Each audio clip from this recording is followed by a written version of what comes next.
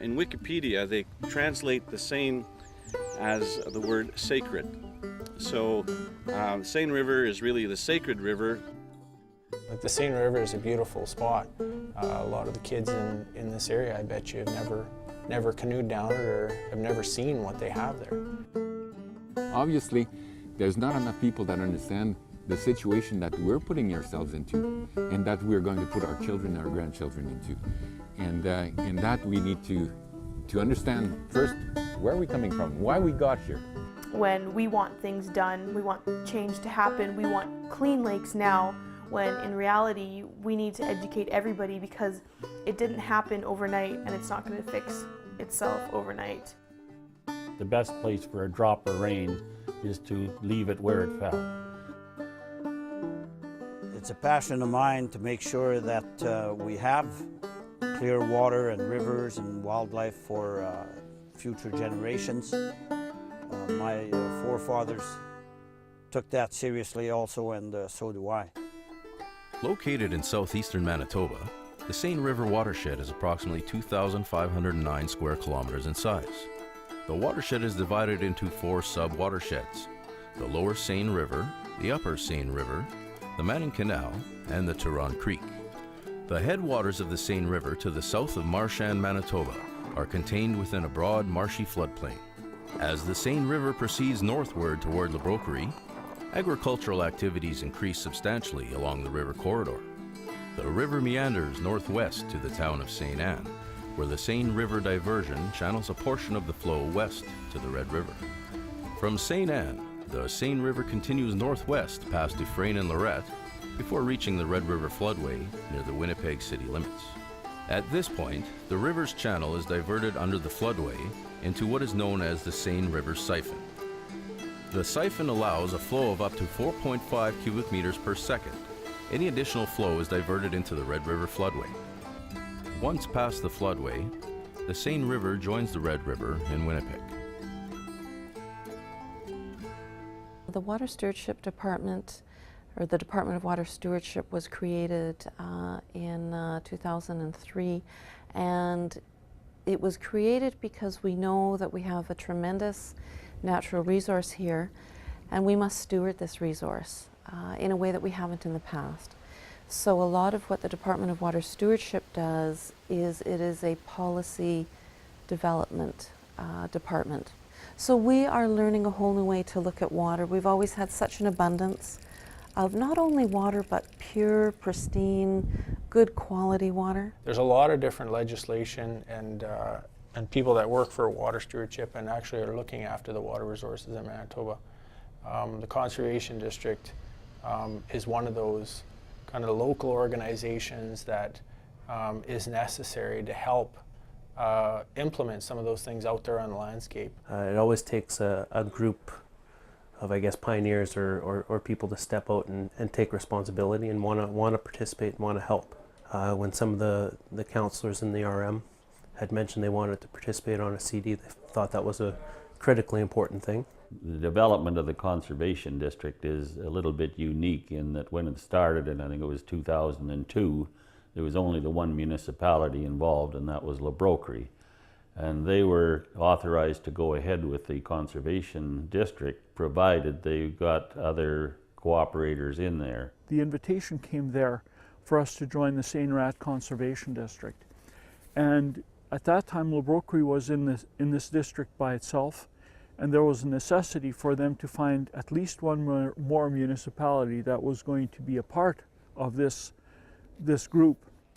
And so seeing the Conservation District being formed and seeing the need to address these concerns, Steinbach thought it was an appropriate association to join. I think we were the 3rd municipality to join because we know that, number one, protecting water is important, and it crosses boundaries, and also water management when it comes to drainage. Then over the last 4 or 5 years, most of the municipalities in the southeast have joined. And currently we have 13 municipal partners, members, and as of April 1 in 2010 we will be 15. So it's a large area that we represent. We represent the area south going till the Rat River, west going to the Red River, and north, just north, a little bit north of the Trans-Canada Highway, and east. Reynolds is part of our district, and it runs right to the Sandylands Forestry. It's important that as a provincial government we work with people who are on the front lines, people who are in the grassroots levels. They know their communities, they know what needs to be done. It's important that we support the initiatives that they bring forward, and that we recognize the good work that is being done. We are directly under the Department of Water Stewardship, and Manitoba was one, if not the first, one of the very first provinces to establish a separate Department of Water Stewardship. So working with them on an individual basis and working with the Manitoba Conservation Districts Association as a whole is part of my role as the Minister of Water Stewardship. The funding for our conservation district comes through local levies on from the municipalities that are part of our district. We have a 75%, 25% funding agreement, 75% from the province, 25% from the conservation districts. And that is the department that provides the funding for the conservation districts. When I started there, it was a really brand new organization, and there was a lot of work to do in setting up the programs, getting to know the landscape, and I think from what I see now, it's evolved a lot. The conservation district, which was formed to protect water, to control drainage, and to see the water quality improve in our area, has many projects. They are not one-faceted. They look at a whole variety of things, and that's something that we think is essential, because it's not one thing that will cause us problems, but it'll be many things combined that will degrade our water quality.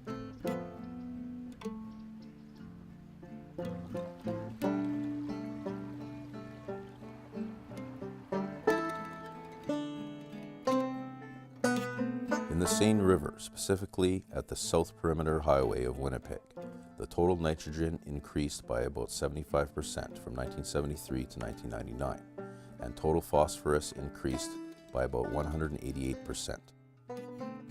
This not only impacts water quality within the Seine River watershed, but ultimately in the Red River and Lake Winnipeg. This increase can be attributed to sources such as agricultural activity, wastewater facilities, and municipal lagoon discharges. Depending on what the issues are in the watershed, then our programs can change depending on that. Because the programs that the CD started with when it was just one municipality are a little bit different to where they are now. So everything that we do is focused on water, mostly on water quality. And so there's two parts to that. You can look at the surface water quality and also the groundwater quality. So your source water or drinking water, whatever you want to call it. And then we look at surface water management. This past year we have had a young lady do a kayak trip from one end to the other of the Seine River, and she has identified 249 locations on the river that need some work to be done. Now, some of these would be relatively small, where they just need to plant some trees to improve the riparian area next to it. Others would be cases of removing debris, and she found practically everything you can think of in the river. It's been used as a dump for old cars, for used kitchen appliances, fridges, stoves, that sort of thing, barbed wire. But now, you know, water has been, it's not the cleanest, not the cleanest. I hear a lot of old timers say, I used to swim in the river, now I can't. I've canoed down the river, and I would still swim in it. Do you swim in it? I don't swim in it, no. I have a bit of a hard time because I know a lot more about what goes into the river than the average person, but I still probably only know half of what goes in there. I'm not too aware with what's happening on the east side, but Of course, you'd have Le Bracquerie lagoons would be dumping in the Seine River, which then would be discharged down the Seine River Diversion, and a portion through St. Anne's flow project there at the structure and through the town of St. Anne's. So that'd be a little bit flowing through there. The majority of the lagoons will be discharged in the Seine River Diversion. As to this point in time, municipal lagoons by law have to discharge into flowing water. So if the water levels are too low, they're not allowed to discharge.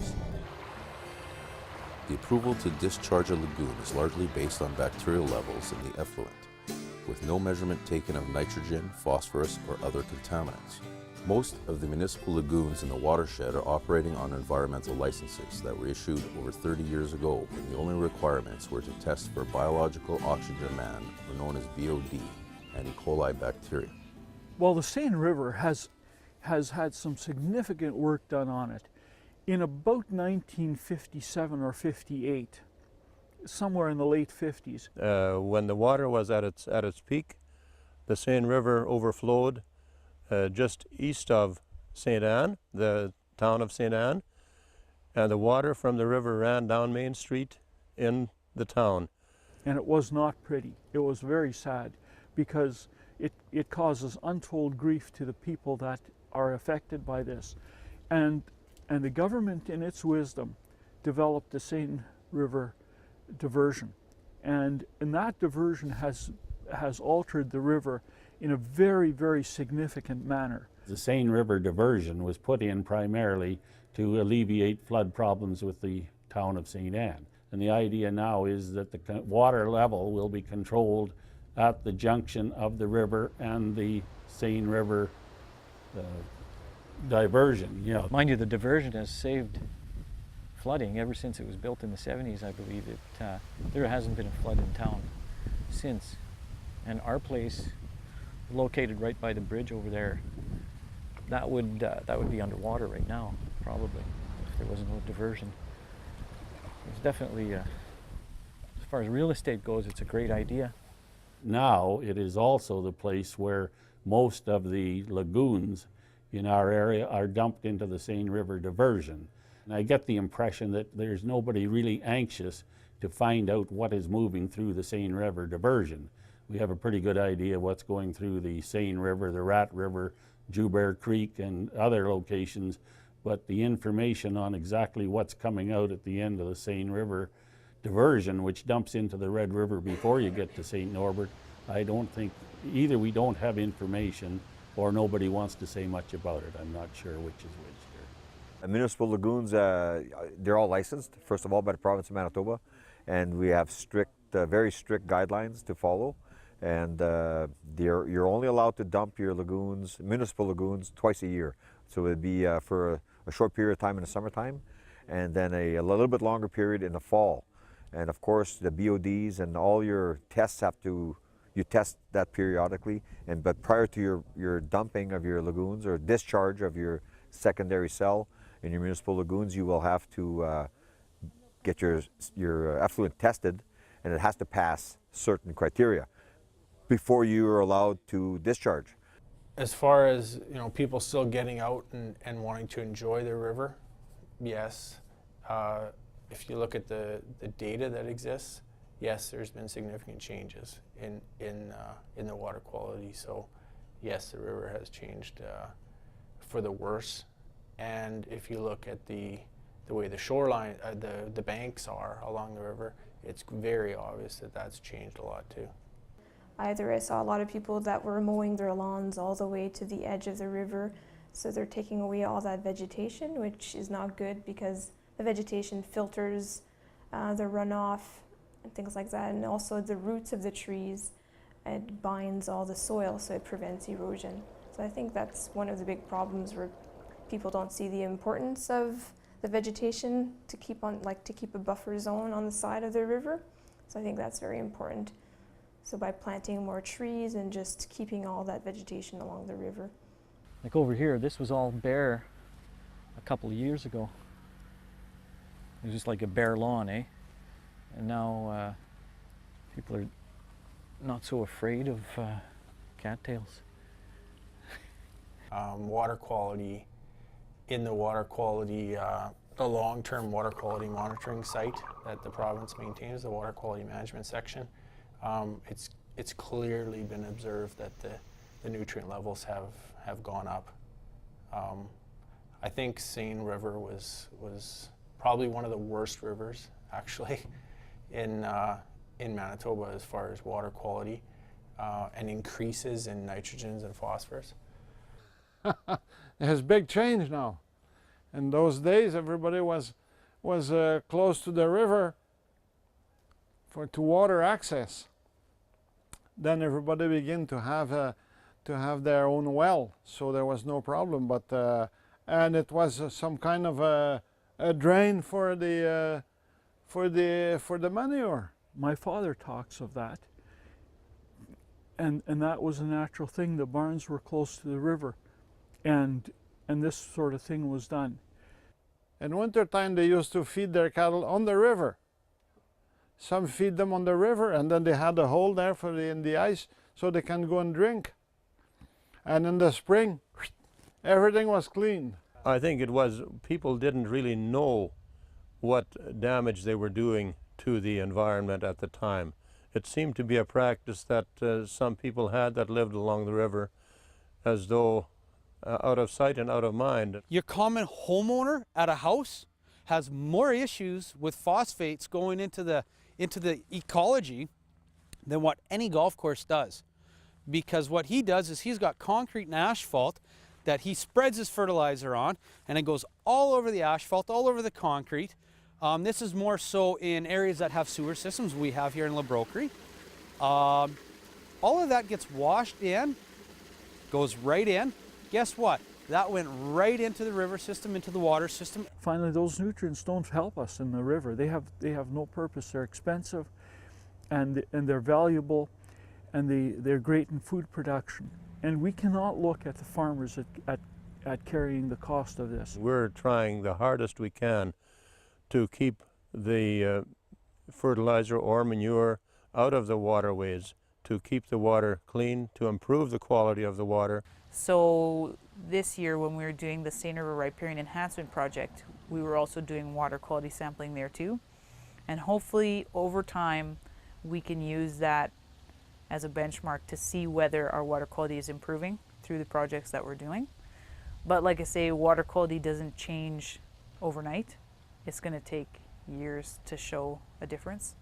So it's kind of, it's hard to use that as a measure right now, but it's still important for us to collect that data so that over time, you know, in 10 years or something, we'll be able to show that the water quality is improving. We also do our standard programming, and that's our riparian fencing program that we do with livestock owners. And then related to that is the off-site watering. If they need to get their cattle away from the creeks, then we also provide funding so that they can still have a water source for them. So those are kind of general programs that we do. We also seal abandoned wells, and those we do throughout the district. And the other thing we have been really working on is water retention. Water retention is so important. Because you want to slow down the flow. The one challenge that we've had is perhaps educating the neighboring landowners about this project. A lot of the farmers are from the old school where they feel we want to drain all the water and drain it quickly. That's the only thing they've understood for years. And you know, there is a different way of thinking now that people understand the value of water retention, water filtration with standing water and that. Whenever you have heavy rainfall, what happens is the water flows from where it falls to the Red River in a very, very increased amount of time. What used to take 4 days or 3 days back in, 50 years ago, now it's flowing in a 12-hour period. So that's a really increase. With that increase of flow, you increase your erosion, you increase your flooding. The capacity of the stream and the rivers, they're just not built for that. They're not used to that. They can't handle that. Then there was the Seine River Flow project that we did in St. Anne. And so that relates back to our surface water management, because it was related to the amount of water, basically the flow of water. In that project, we had taken out some culverts that were causing a problem for the residents upstream and downstream. right now it flows a lot better than it was in the past years. Since they took the culverts away, the flow has been really heavier. There's Lorette Narrows that we were working on quite a bit this summer. It must have been easily 100 loads of concrete, and I mean pieces the size of this van, all kinds of stuff that was put in there by the resident to stabilize this bank, because river erosion happens wherever you are. I mean, that's a phenomenon. You can't do anything about that. And so what he did is he hauled a bunch of concrete, riprap, slag, cast iron slag and so on the riverbank, and it failed to the point where it pinched. That's why it's called Lorette Narrows. It pinched the whole riverbank right across the river, where you only had maybe 6 to 8 feet of actual flow through the river. So what that would cause then is in the spring ice breakup, it would build up ice and then flood everybody upstream. Well, it was causing a big problem in our yard because we're the first ones to get the water back from the bottleneck. And all our trees are dying in our lowland that shouldn't be dying. There's ash and poplar down there that shouldn't be dying, but we flood in the middle of the summer, and the water just stays here too long. Projects and incentive programs designed by local sub-district representatives of the Seine-Rat River Conservation District and offered by the Conservation District are generally easy for landowners to participate in. Basically, if anybody is doing work that relates to our mandate, then we would love to do partnerships with them. Like, we're very open to that.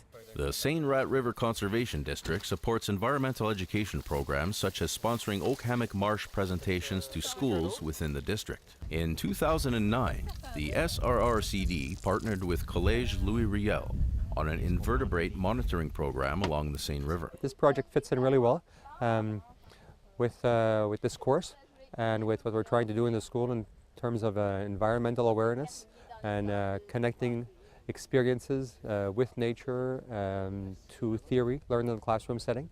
All the testing that's being done at the 5 sites along the Seine River will lead to research and interpretation of data by these same students. It's fun. We're taking samples from the river. It's something outside of school. It's something different. You know, you're not just sitting at a desk learning about what's in the river. You can actually see it with your eyes, and so I think it's pretty cool as a project to be able to be on the grounds and experiment on the grounds. I'm interested in the results. I've seen some of the samples here. I'm interested to see what I'm starting to understand how you use invertebrates to measure the health of a river system, and I'm curious to see how our results compare to what Seine-Rat River is doing and what their impact is. A lot of the people that change first are the kids, and they're the ones that will take the responsibility to make the legislation and the regulations in the future. I think the cleanup and improvement of the river will start as a grassroots movement where individuals will gain an awareness that whatever they toss aside, even though it's a mile from the river, if it goes into a drainage canal, if it goes into a ditch, during the spring, it'll make its way to the river. We see all kinds of articles in the river. So to be conscious that there is flow in all of these canals. They're just temporary creeks that were man-made. Long before my days, when I stared at the night, the moon was an invisible spot on my mind, and the lights of the planes that passed me by were like blood-red beads of rain in my eyes. I'm gonna drop off this waterfall and I need you to rescue me. I'm frozen in amber and I need you. I'm behind a stone wall and I need you to rescue me.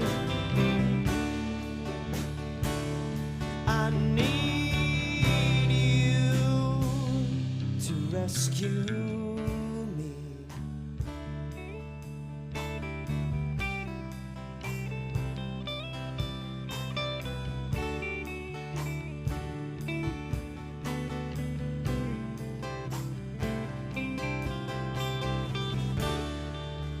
The walls of my heart ached and my spirit was in a cell. Oh man, I kept crying and I tripped up till I fell. I was jealous of the magic of innocence and love. The black hat of rain you could stand in awe of. I'm gonna drop off this waterfall and I need you to rescue me. Frozen in amber and I need you. I'm behind a stone wall